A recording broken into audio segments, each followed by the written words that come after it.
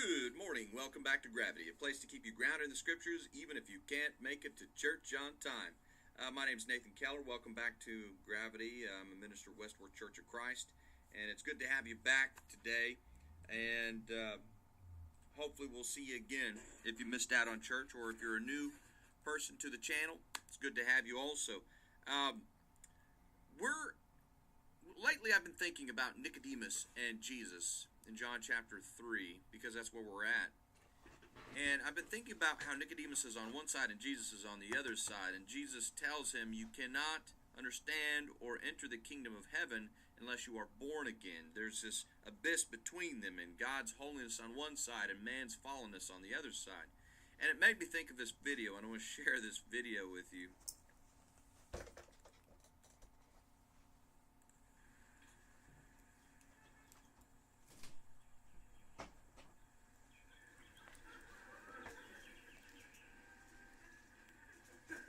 Look at that. That's a good road.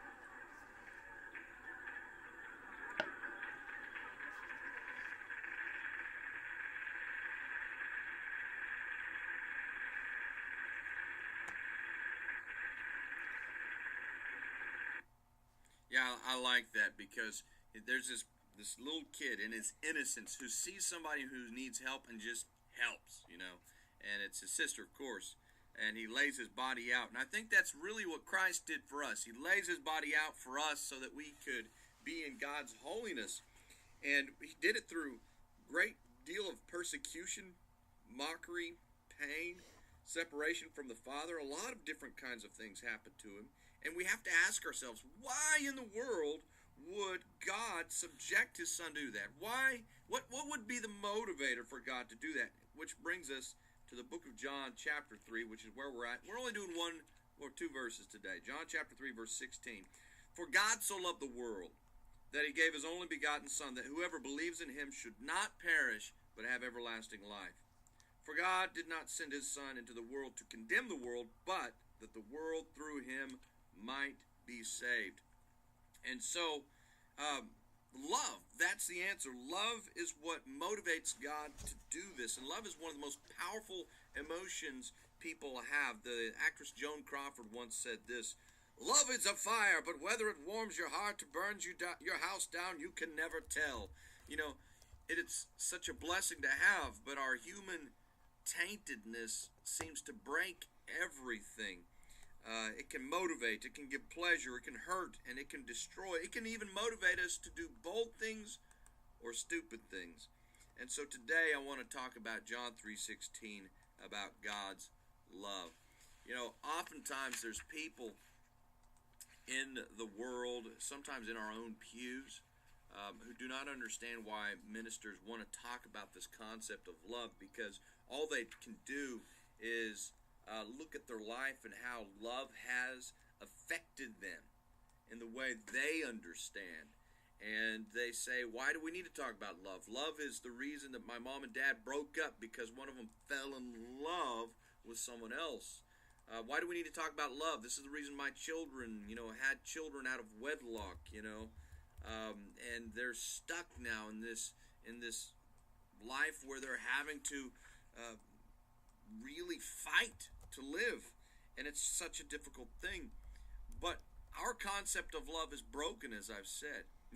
Instead of reading the Bible and learning about God's love, we learn about it from vampires and werewolves and romantic novels involving them. We read about it from broken families, or watch it on TV from broken families on ABC Family, who don't understand morality, don't understand the concept of love, true love. And yet we as a family, we sit down in front of this picture moving screen, this TV, not saying a word, not talking about what's going on, simply letting them indoctrinate us, letting them indoctrinate our children about this fallen concept of what true love is. As a teacher, I saw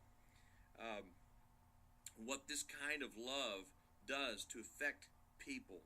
I remember the first day of school, on one of my first years of teaching, a girl walks in, not even 14, and she's 9 months pregnant. the boyfriend that wants nothing to do with her, all because of this love that happened. And so it makes sense to me that certain people would not want to talk about love. But that's the exact reason we need to talk about love. The book of Matthew, turn there with me. This is what Jesus says, Matthew chapter 24, verse 12. He says this, and because of lawlessness, because lawlessness or iniquity or sinfulness will abound, the love of many will grow cold. True love will grow cold because people are going to be in the depths of their sin. They're not going to really care about it. They become selfish. All they care about is themselves. And so we really need to talk about it. And so what I'd really like to do is point to the four loves and talk about these four different kinds of loves that we have in Greek. You see, in the English language, I can say, I love food, which I love food.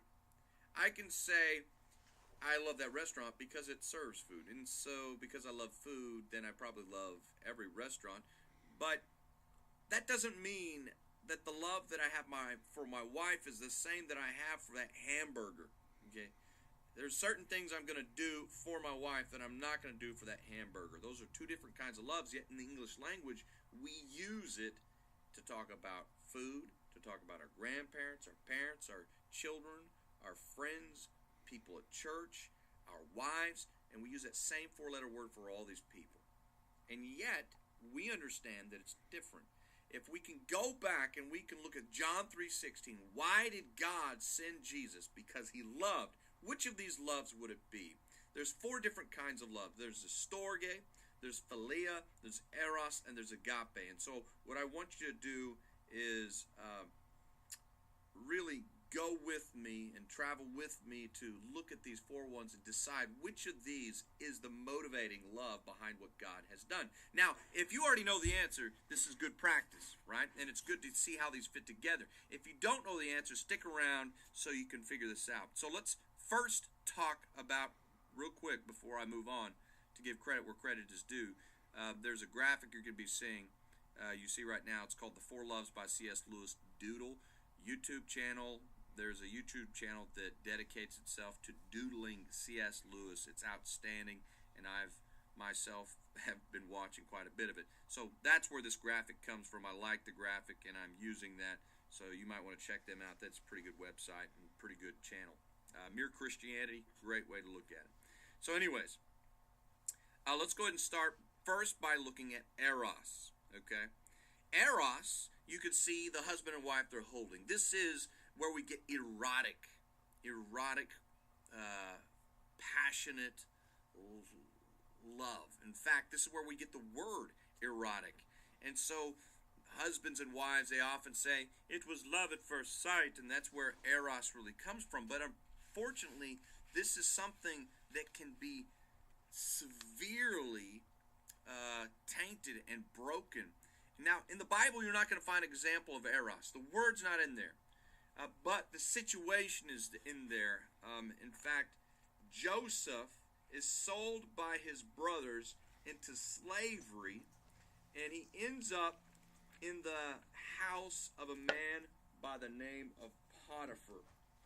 And so this is in Genesis chapter 39. And I just want to read a little bit of this, verse 5. He had found favor in the previous verse, and it says, verse 5, so it was from that time that he made himself overseer of his house and all that he had. And the Lord blessed the Egyptian's house, this Potiphar's house, for Joseph's sake. And the blessing of the Lord was on all that he had in the house and in the field. Thus he left all that he had in Joseph's hand, and he did not know what he had except for bread which he ate. Now Joseph was handsome in form and appearance. And it came to pass after these, by the way, appearance means countenance. So it's not just in, he was a handsome thing to look at, which he was, but in his behavior and his demeanor, he was also very handsome. And it came to pass after these things that his master's wife cast longing eyes on Joseph and said, lie with me. Now he doesn't. Now they didn't have a lot of layers of clothing back in the day, and so there becomes an altercation where she rips his clothes off and he runs away naked and he ends up in prison because she said he tried to take advantage of her.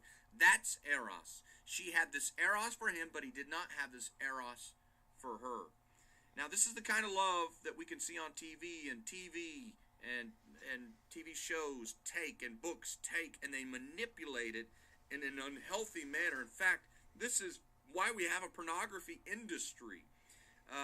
It takes eros to an unhealthy manner, and it's the kind of love that, when taken to extreme, causes husbands and wives and children and parents to lie to anybody they can to fortify those habits.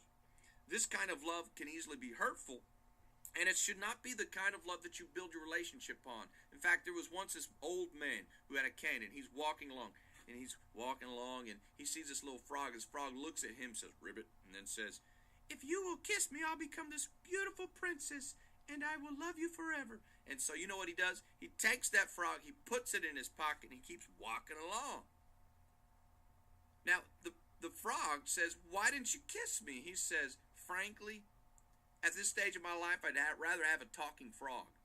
You see, the idea is that eros is a fleeting feeling of passion. And if we build our relationships as husbands and wives on that, it's not going to last. Can't work. So if we think about this, also, eros requires two people.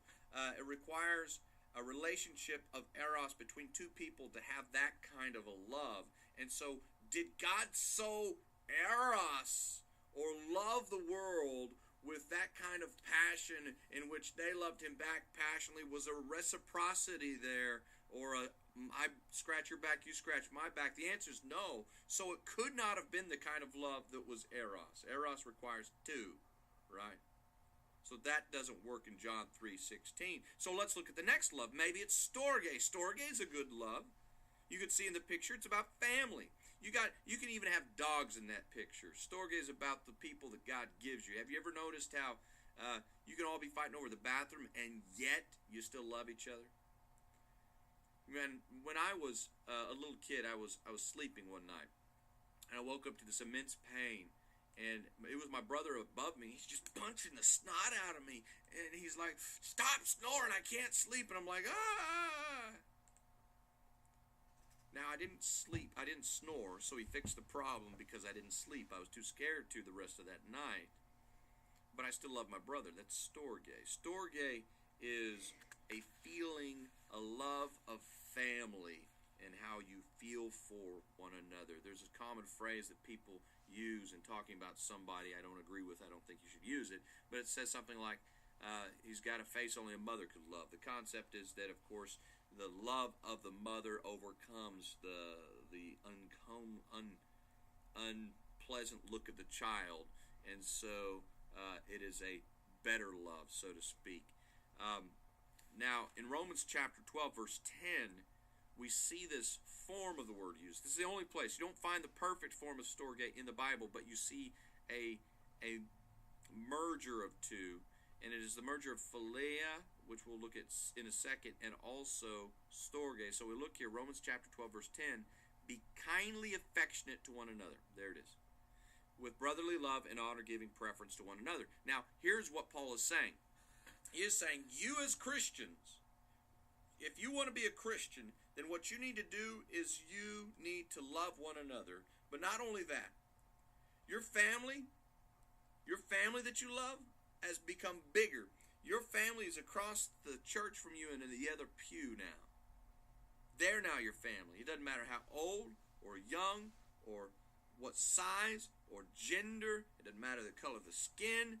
Does not matter how much money they got. They are now your family. It doesn't matter if they have different political views, or they like weird foods, or they like games you don't like. They, like a family member, are your family. Storge. Now, if you think once again about this storge, there's also reciprocity required. In order for you to have storge, it requires at least two people. A love between two people. The storge must exist. So, did God so love the world? Did he so storge the world? Was it a big family? No, it was the opposite. It was split. One side the world, the other side God. So that's not the correct kind of love either. So the next love, the third love, before we get to the best love, is philia. Philia is friendship love. All right. And if you look at the picture, it's got two people looking at the stars. I like that illustration. The idea is that two people come to each other to experience some activity. It could be games. It could be looking at the stars. It could be at church. It could be movies or a type of maybe Comic-Con or something like that. I don't know. There's something the two of you are interested in, and you start to build a bond over that. That's friendly love. Now, I also want to point out that on Facebook you may have 500 friends. I guarantee you they are not philia friendships. Philia friendship is probably going to be maybe 5 people, probably max. These are people you spend a lot of time with outside of your own family. And actually, you could have this type of relationship with people in your family, so don't think that's not possible. There can be overlaps. But these are people you spend lots of time with doing things, okay? Now, John chapter 5, verse 20 gives us an example of this word in use. For the Father, that's God, loves the Son, the word love is philia, and shows him all things that he himself does, and he will show him greater works than these, that you may marvel. Now, I love this concept because to me it sounds like the Father is taking the Son into his workshop, and the Son is genuinely interested in what's going on in his workshop, and he wants to show him all that he does, and the Son wants to participate. Reminds me of getting underneath the car with my father to work on oil. It reminds me of times pulling weeds and kids wanting to help pulling weeds at the house. It reminds me of times when I'm working on a project, maybe it's art, or my son and I work on a project for school together, and there's a certain kind of kinship or friendship that begins to build in that moment. Or when I do assistant coaching or help out with the team for his baseball team, in the past I've been able to do that. There's a certain kind of kinship and friendship that's built around that. Camaraderie. That's philia. John 11 chapter 3 says Jesus had this for Lazarus as well when they said, Lord, behold, he whom you philia is sick. Also in the Bible, in the Old Testament, David and Jonathan, the Bible says multiple times they loved each other. Loved each other. And that kind of love was better than the kisses of women. Now, if you were to say something like that today about two guys, what would you say? They're gay. What a shame. You can have a friendship with someone in which there is no eros. As a matter of fact, the word philia is talking about a physical embrace. Back then, they kissed each other. In France, they still kiss each other. We don't do that so much in the United States, but I'll tell you what, I am a hugger. If I see somebody that's my friend, I don't usually shake their hand and be, hey, how's the weather? What's up, man? And I just grab them and I hug them because they're my friend. And I love them dearly. However, as good as this is tainted by humanity in that we are still stuck in the selfish desire, the selfish reciprocity attitude. I scratch your back, you scratch my back. I eros you, you eros me. I storge you, you storge me. I philia you, you philia me. Which brings us to the final love, agape love, the most powerful love. You look at the picture and it shows this cloud. It's like God's presence. The book of John says that God is love. And we know that to be true. That's the best definition. I mean, the Webster will say something like, love is defined as a moral and social sense. I'm not even sure what that means. But God is love. 1 John chapter 3 verse 16, and this is our memory verse for the for the month of November if you want to work on it. By this we know love, because he laid his life down for us. By this is love defined for us, because he laid down his life for us. Another example, Matthew chapter 5 verse 44. This is Christ Jesus talking about our attitude towards people. He says, but I say to you, love, agape your enemies. Bless those who curse you. Do good to those who hate you. And pray for those who spitefully use and persecute you. Paul writes, a Christian, excuse me, let me back up. Paul writes that a person might be able to lay down their life for a friend, but for an enemy? That's what Jesus did. That demonstrates agape love, and that it's this bigger love, not just a love of reciprocity, but a love of I'm going to love you no matter what. No matter what you do to me. No matter how many times you make fun of me or whip me or beat me or put me on the cross or take my lunch money or make fun of me at school, I'm going to love you. 1 John chapter 4, verse 8. He who does not love, there's agape, does not know God, for God is love. That's its definition. And this, the love of God was manifested toward us, that God has sent his only begotten Son into the world. Now, manifested, he's saying, in this is the love of God exemplified. Is it made clear? Is it made physical or apparent for us? That God had sent his only begotten Son into the world that we might live through him. In this is love. In that is love. Not that we loved God. We don't find the example of love in our love for God. We find the example of love in his love. But that he loved us before we loved him. And he sent his Son to be the atonement for our sins. God is love. Now, when we think about this, agape love should be the center point for our lives. Christ is a center point, and that shows us agape love, and this agape should be what showers down upon our relationships. Now, the neat thing is this agape love can essentially, I'm going to coin this phrase, it's probably not even a real term, it can holify your relationship. So if we think about eros, okay, we got eros here. What did God send Jesus, and what did Paul call Jesus? The groom, and the church is the bride.